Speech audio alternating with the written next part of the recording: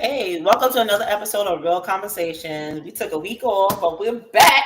How you doing, Juana? How you doing, girl? What's going on? Gosh, I'm amazing. That week off was really good. We took a week off to celebrate my daughter and for her graduation. So, it was much needed for sure. Doing a lot of things, but it definitely was much needed. You already know. I didn't get a lot of rest though because she had us going everywhere, but for the most part, I'm just happy that I was able to even get rest. So yeah. You still look good, girl. You still look good. You don't Thank look like you, you didn't thank get no you, rest. You look like thank you're well rested. Thank you, my love. You're Because welcome. those good genes that we have, because you already. Well, thank you all for bearing with us and just allowing us to take a week off. And, so we appreciate that. But today we are celebrating Juneteenth. And we're excited about it because, one, it's recognized as a federal holiday as of 2021, right? Yes. And it's just celebrating our past, well, celebrating the future really, and remembering the past. And it's something that we need to do as African Americans, or even as America as a whole, and understanding what Juneteenth is, how it was started, and why we need to celebrate it.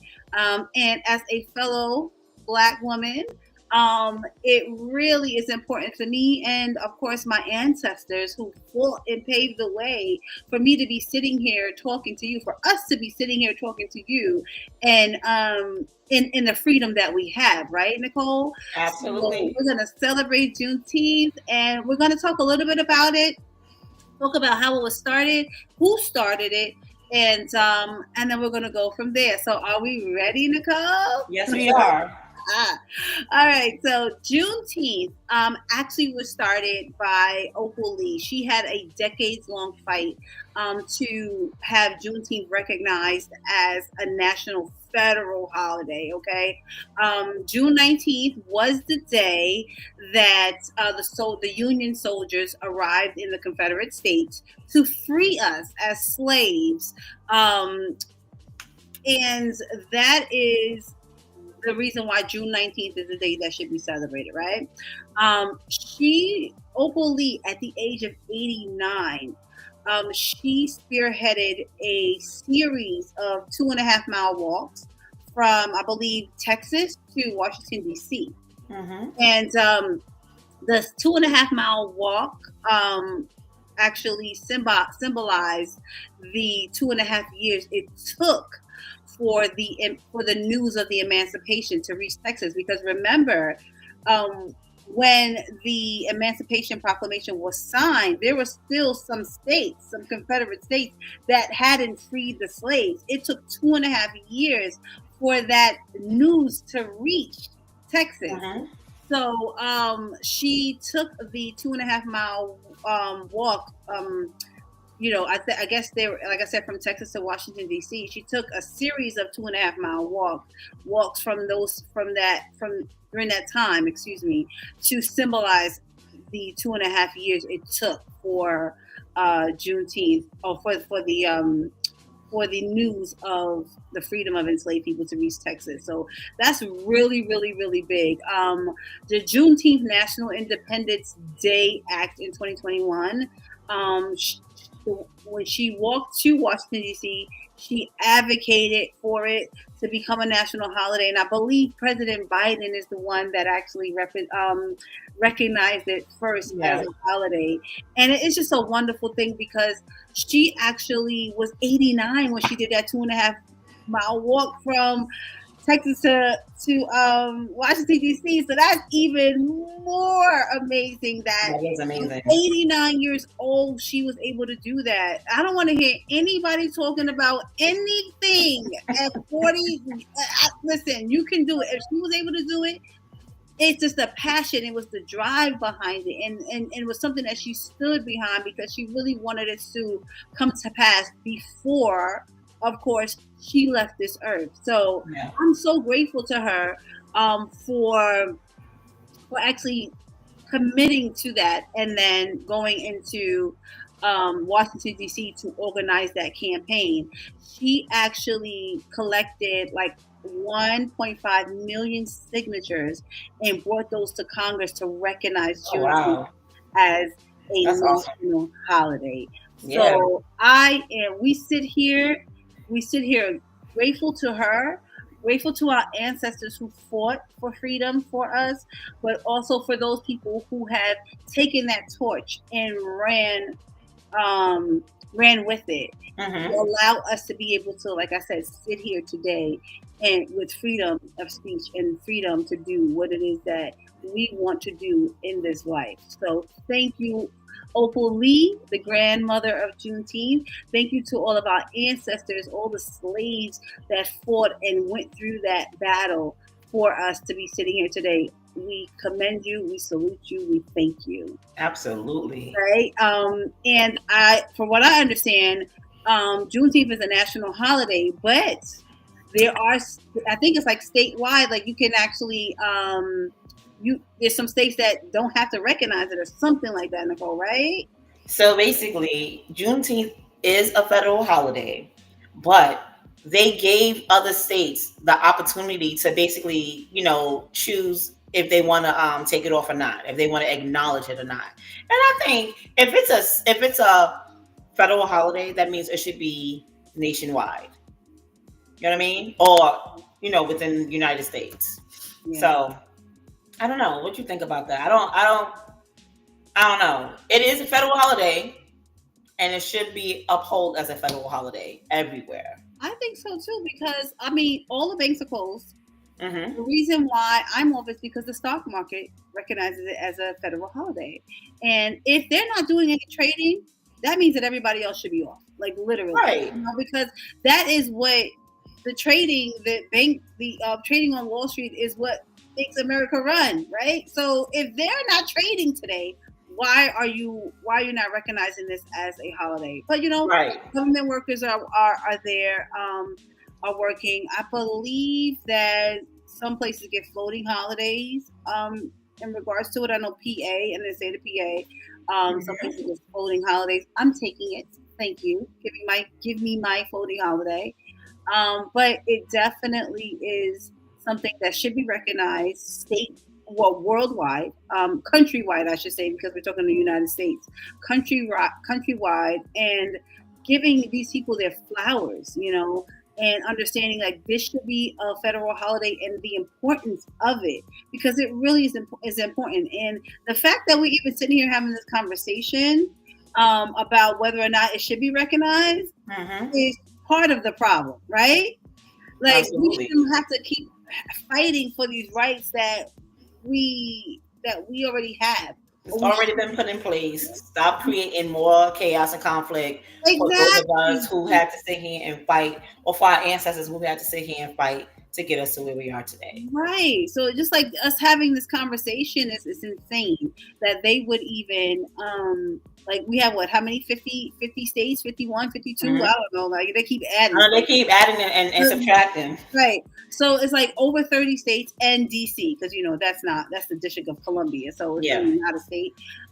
But so they recognize Juneteenth, and I'm praying that everything else, all the other states, get on board and recognize it as a national holiday, because we matter as African Americans, Black people in this country. We pay the way. A lot of these things were built on our backs. So recognize us, recognize our contribution to the history of the United States of America, and give us our flowers. Give us what we give our ancestors their flowers. The Emancipation Proclamation was signed, and just the fact that there were some Confederate states who 2.5 years later didn't even know that they were free. Those slaves they were free. Like, this is what this is about. When they came, when the Union finally got to Texas and said, "Hey, why are y'all still enslaved?" There's a movie about that. It was set here in Georgia. Yeah, Obama was in it. It's crazy. Yeah, it's like, so recognize that y'all did us dirty. Okay, y'all did my ancestors dirty. Like, they didn't even know that they weren't enslaved anymore. They didn't even know. It took 2.5 years of additional hard labor and hard times for them to even recognize that they were actually free. Two and Yeah. a half years prior to that, no, recognize this and leave it as such, right, Nicole? That's how I feel. So again, oh my gosh, we just thank you all. Thank you so much. We celebrate our past. We celebrate what we came through, what our ancestors have fought for. We celebrate them. We salute them, and then we remember them. We don't forget them. Put them on your ofrenda. We celebrate them. We celebrate them. We celebrate the past. I mean, we remember the past, but we're also celebrating where we're going, and appreciating everything that has happened thus far, and appreciating all of our ancestors. So, thank you, ancestors, for fighting for us. Thank you, Opal Lee, for your tenacity, your commitment to ensuring that Juneteenth is recognized as a national federal holiday. We thank you. We're off work because of that. And I don't care if there's talks about taking it away or whatever else. I'm always going to take this day. I am always going to take June 19th off, and as a celebratory ode to my ancestors and to the future and to paving the way. So we're gonna continue fighting, right, as we have, and that's it. So again, thank you all. Thank you. So we're Juneteenth, Nicole.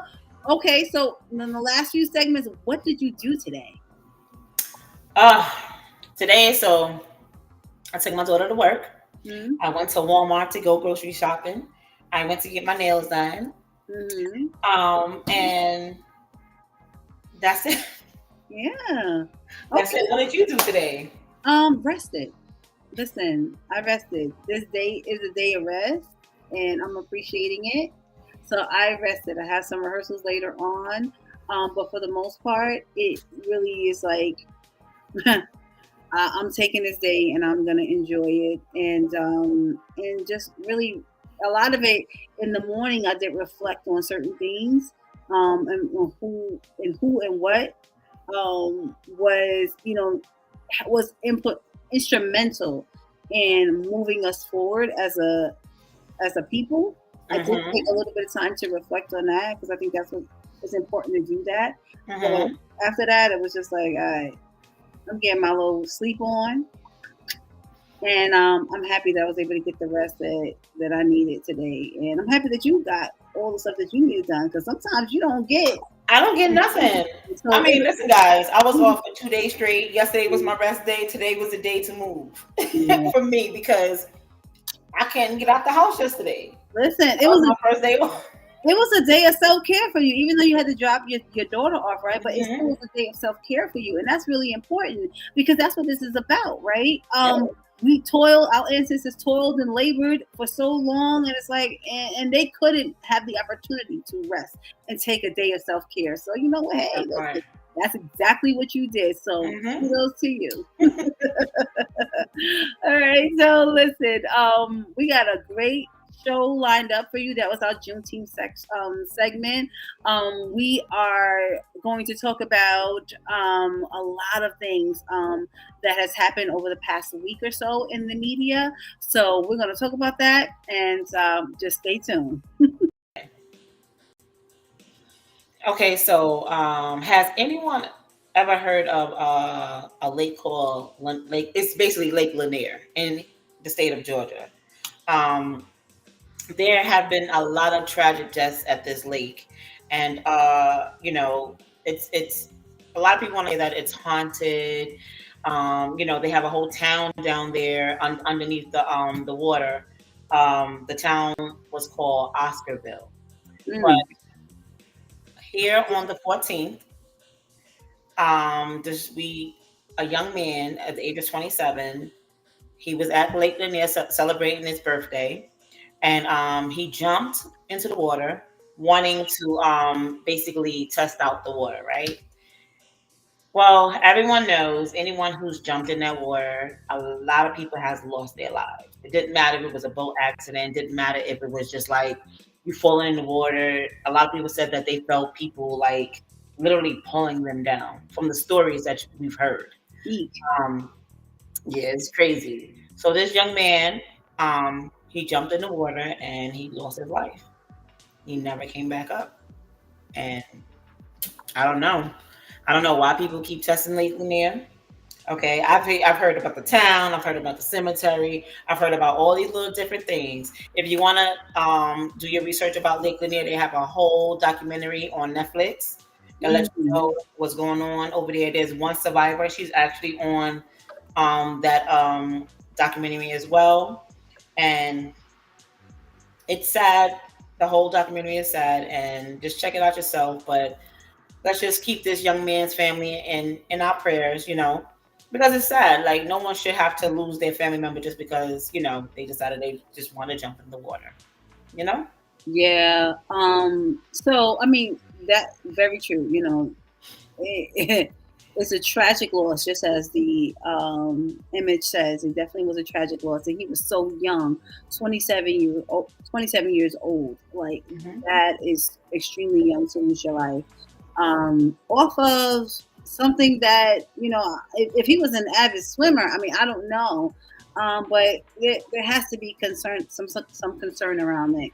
I know that Lake Lanier is considered haunted because mainly because of the construction that the Army Corps, what is it, the Army Corps, they actually started to build things over the lake, and they built like by damming the Chattahoochee River, and that caused flooding into that town of Oscarville, right? And I believe that there were people that lost their lives in that town. So that means that, like, from what people say, is that the people are still underneath there, right? Hmm. Because the construction um, flooded Oscarville, and that was a town which was historically black, and Yeah. it was established in the early 1800s. And I believe that with the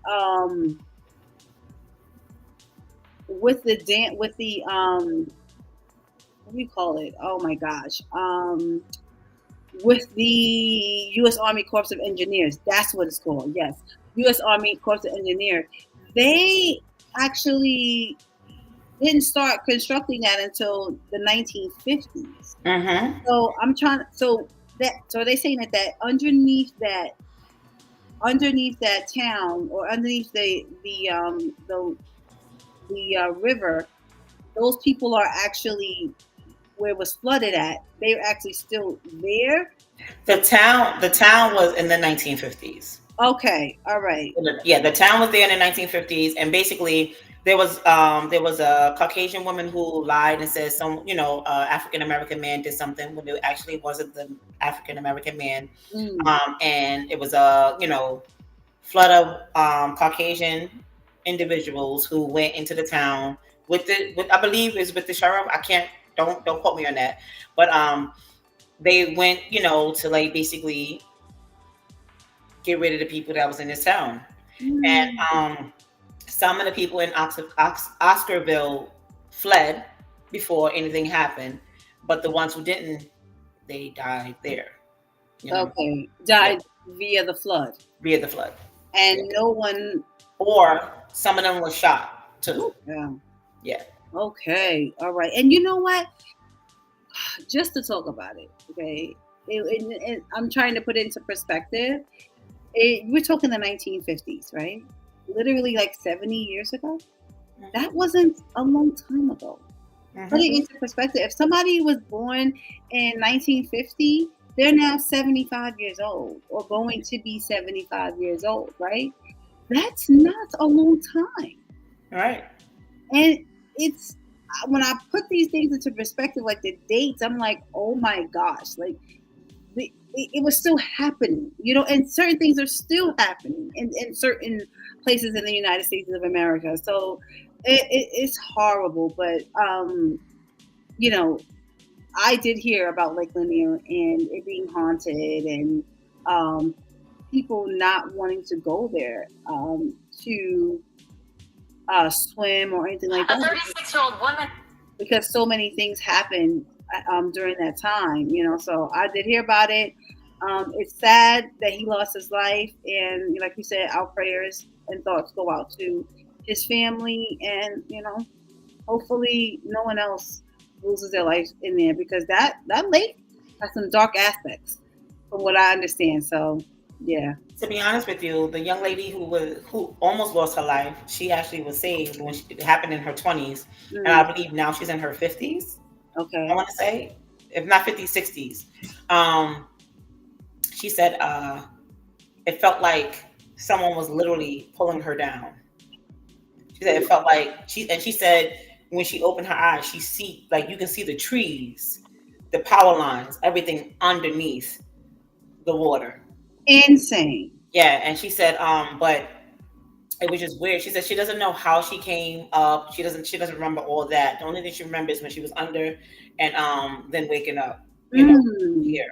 She said that no one should be on Lake Lanier celebrating anything. You should go there and rejoice the lives that basically was lost there, and just she goes there. She said she goes every year and she sings into the water, and she was like, but there should be no partying because of what actually took place. Right. We know, but the palm colored folks, sometimes they don't believe until it's time for them to believe, we know that there's certain things. For me, it's a final resting place for some people. Yeah. And that shouldn't be disturbed. Yeah. Exactly. It's like going to a graveyard. Do not disturb them kind folks in there. Some of them ain't that kind, but don't disturb them. Respect them, and just move forward. Like, it's crazy. But she's right. From what I hear, like, no one should be going to the party or do anything. So, but again, our thoughts and prayers go out to that 27-year-old young man who lost his life, and hopefully he is a lesson to those who want to do the same thing. Just don't. And also to any other families who lost their lives, who lost someone there at Lake Lanier, because there's a lot of people. Yeah. A lot of people lost their lives at Lake Lanier. And it's crazy because people still go, and it's like, what are y'all not getting? And maybe because people think it's a folklore, right? It's something that is like, how they say urban legend, right? You know why? Because people actually say, oh, the reason why people are losing their life because they jump in the water and they can't swim. They don't have on floaties. Well, how about the people that actually do know how to swim? What about those people? Yeah. What about those? There was a elderly man and his wife went out to go fishing. Mm-hmm. Something pulled him. She said he was just sitting there fishing. Something pulled him into the water, and she never saw her husband again. Insane. I believe that was either last year or the year before that when that happened. I wrote so many stories about Lake Lanier. Yeah. To the point where my daughter came to school in Georgia. I said, do not go to Lake Lanier. Do not go to Lake Lanier. I don't care what anybody says. Do not go to Lake Lanier. Yeah, absolutely. I don't play around with the deceased. No. When people tell me certain things, I'm like, you know what? I'm not even going to try it. Like, even if I don't believe, or I may have some suspicions, or may have some reservations about it, I'm not going to be the one that's going to be made a example. No. Exactly. Let me just give them the respect and let them rest in peace. Yes. Let me respect you, calm folk, and move on about my business. So say my little, like she said, she goes there, she sings. Let me say my little prayer, little sing, little song, little Negro spiritual something. And that's what she's saying too. Look, and keep it pushing. I don't play. I don't play with that. But yeah. So again, our thoughts and prayers go out to the young man who lost his life, and his family, and anybody else who has lost their lives at Lake Lanier. Another tragic loss to a community. A young girl went to Miami sometime in March, and she got a BBL, and then ended up going to like a aftercare recovery house or something like that, and she passed away due to the That's care sad. that she received. So I just want to put it out there. It really wasn't the procedure that she got; it was the aftercare that Right. she received that um, really killed her. And I think her name was like Amanique Miller or something like Mhm. that. Pretty girl. She had a 1 year old child, right? She's 28 years old, and now she's not there. And Like, it's so sad because I don't understand why these women feel the need to have to get the BBLs. And I'm not shaming anyone who decides that this is what they want, because to each his own. But to the point where she got it, and then she was sent to a recovery site that wasn't, the person wasn't even licensed who prescribed her the medicine, right? yeah, she was unlicensed. But she wasn't sent there. Like when you go get your okay, so for what I understand, it's like when you get your BBLs in Miami, there's certain people that work with certain like recovery houses. This is something that she sought out, and she went to the Oh, recovery house. Like the people didn't send her there. She that's sought that out, horrible. and she went there, and it ended up being somebody who was unlicensed. They were unlicensed to give medication, so it seems like they gave her a cocktail mixture of pain relievers as well as something else that wasn't even what she was supposed to be prescribed. And from what I'm understanding, the cocktail, if you're not looked out, if you're not looked after with that, it can Mhm. cause you to die in your sleep. And that being Mm, the cause of death has now revealed that that's what happened. So it wasn't the that's surgery, horrible. yeah, it wasn't the surgery itself that caused it, but it was the medicine that she received afterwards. The cocktail of I think it's true on But Percocet in this case, in this case. Yeah. yeah. What I do know is like BBLs are very, very risky surgery. Hmm. I, for one, I did not get a BBL. I had gone for an abdominoplasty, which is basically a tummy tuck. And I got that because I had diastasis recti in my belly after having my kids. So I ended up going to get that corrected. And my doctor was like, hey, listen, BBLs, he asked me if I wanted a fat transfer. And I was like, no, first of all, I got enough butt. I don't need nothing else going back there. I'm good. I said, I just want my stomach corrected. And that's Hmm. exactly what he did. But he did tell me that there the BBL is the most risky surgery, mainly because they're taking fat from one place and putting it into your butt, right? Hmm. And that fat normally doesn't grow there, so it needs to be dissolved. It actually needs to actually graft to that area, and that's Mm. where the risks come in. One thing I did do though is I sought out a doctor who was um, was attached to a hospital. So my aftercare was actually in a hospital. I had RNs looking after me after my surgery. And it costs a lot more money, yes, but I'd rather pay 6,000 more and get the care that I need Right. instead of paying. You see these advertisements with BBL 3,500, 4,500. What does that entail? Does that entail Right. the aftercare? Because we don't know how people are going to respond to these surgeries. So I urge everyone, like if you're going to do these things, make sure you go to a reputable doctor. Make sure that the aftercare is top notch. If they can do an aftercare in a hospital, not like a med spa or nothing like that.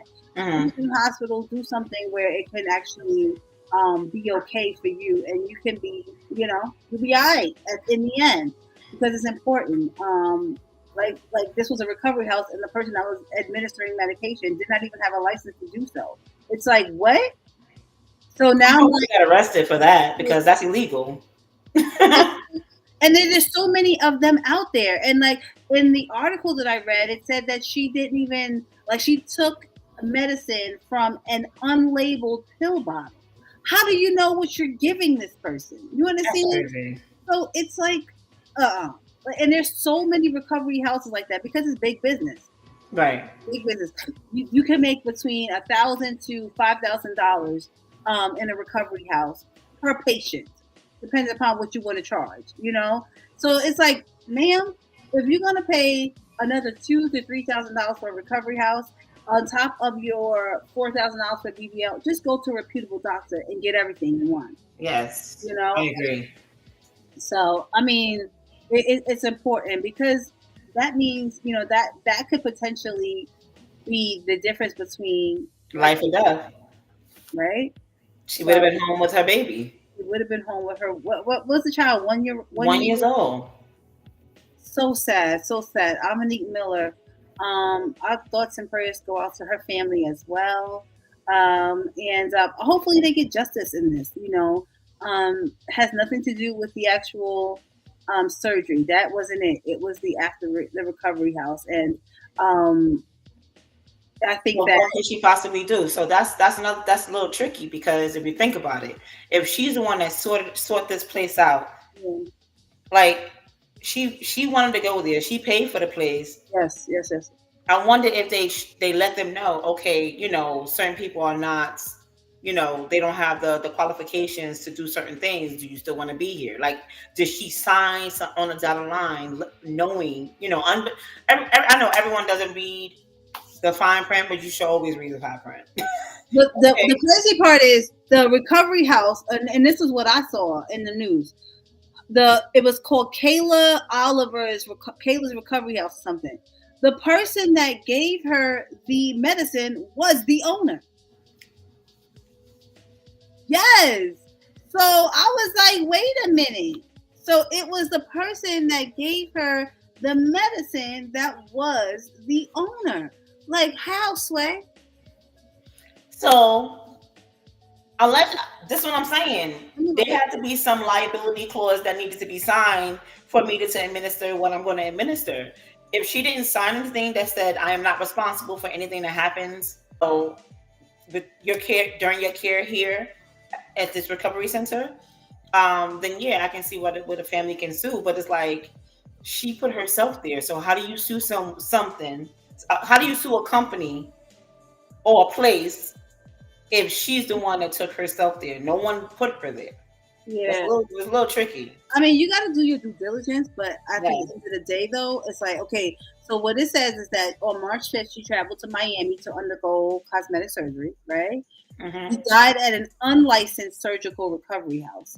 So if somebody's advertising as a surgical recovery house, you would think that they have all their paperwork in order, right? But that's not the case here.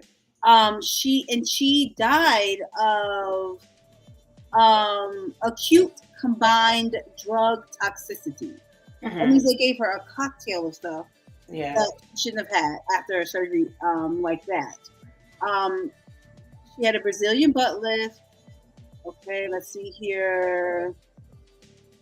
But the crazy thing is, when we go into these establishments, their licenses are on the wall. Yeah, I don't know. Let's see. Unless she was licensed once before and lost her license, and she was still practicing, then that's a lawsuit because that's false, advertisement. You're sitting up there saying you could do a job and you're not even licensed. Yeah. But it says, according to a preliminary police investigation, the owner of the recovery house, Kayla Oliver, told investigators that she gave Miller 2 Percocet and that she did not have a license to practice medicine. And then she gave her an unknown number of muscle relaxers from Kiara's, from the woman's prescription, and then 2 Percocets from an unlabeled pill bottle after her medication wasn't ready at the time. So how do you give her an unknown amount of muscle relaxers? I mean, I'm sure we all had muscle relaxers one time, in our injury careers, and it tells you not to take a certain amount within a certain amount of time. So make it make sense. Percocets, muscle relaxer, and then a combination of oxycodone and bromozolam, which is which the combined use of the two drugs impacts breathing and increases death during sleep. And that's why you go to a licensed place. That's why you do your due diligence. And everything, hindsight is 2020 in this particular case.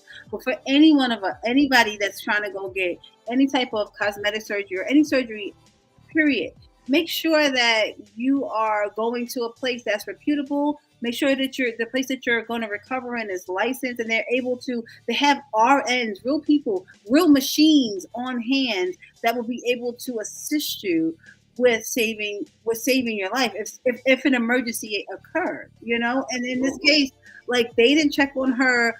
She got there at 1 p.m. She was still asleep by 9:30. Something's wrong.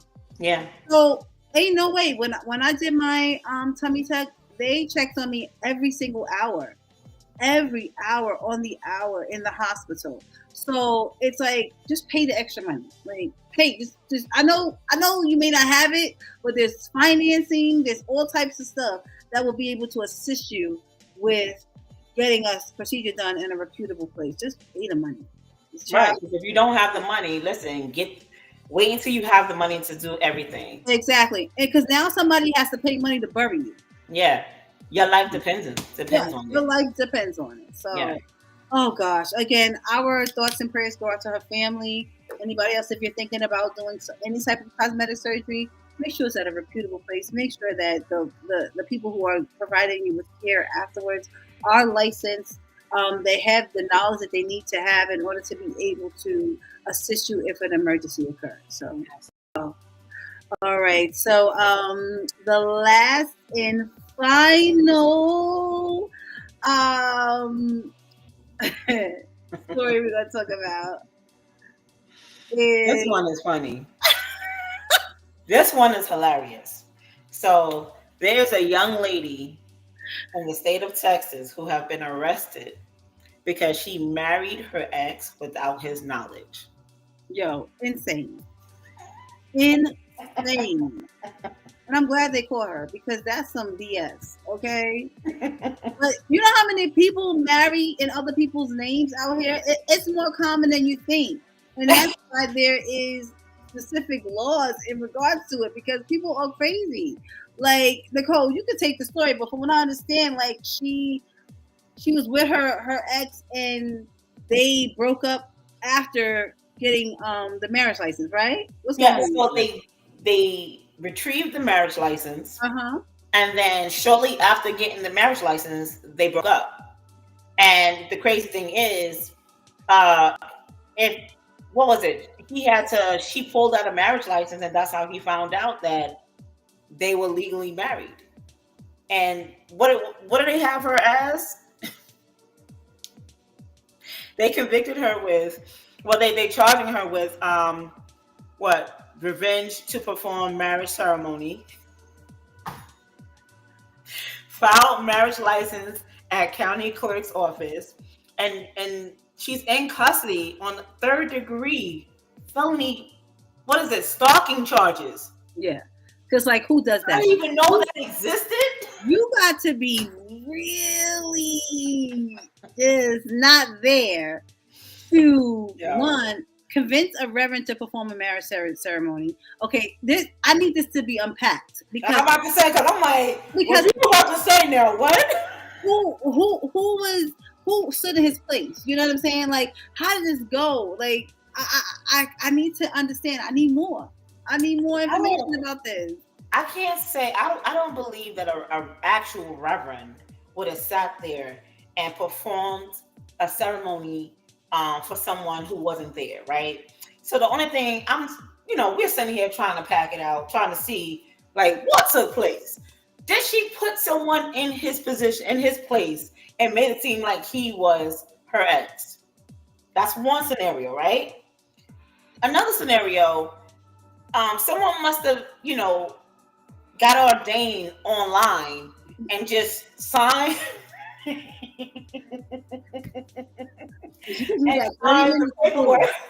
Only take 30 minutes. And then she went to go file it. So, because there is no way. I'm like, how does this man get married to a woman that he's no longer with? but then finds out I'm legally married to her. And All we did was get a marriage license. And people do that, right? Like I've seen, I've heard of people checking obituaries. Yeah. Or people who maybe have recently passed away, doctor up information, and then go ahead and just do fraudulent things in their name. I've seen that because it does take some time for states to actually do an audit and find it. And sometimes it just, slips through the cracks.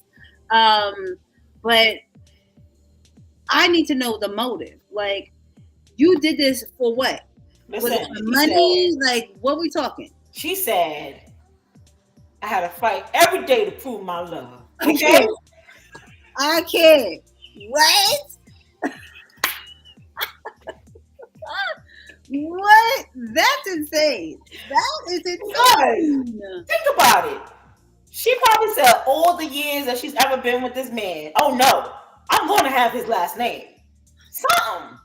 No. I don't know. No. That's weird. You have to be really mental to do something like that. Like we talk about, having people letting go. We just had a show about, like, if the person want to go, let them go. Let them go. He said, nah, you ain't going anywhere, and you're gonna be married to me. You're gonna be stuck to me, and I'm gonna collect your Social Security. Okay? Like, no. While they're still around. And like, what? How was she? Did she think that she wouldn't get caught? Like, what was that? Like, I just need to know more. But I'm glad that they caught her. He caught her, right? The man caught her. He caught her, yeah. Okay, the man. Okay, so that's a good thing. He caught her. Now she's in custody for third-degree felony stalking, because that is literally a stalker. For you to go through great lengths to take something and marry me, and I'm not there, you're a whole stalker. Okay? He should have took that marriage license back himself. That's what he should have done. Oh my God. So wait, basically he gave her the marriage license to take back, or like no.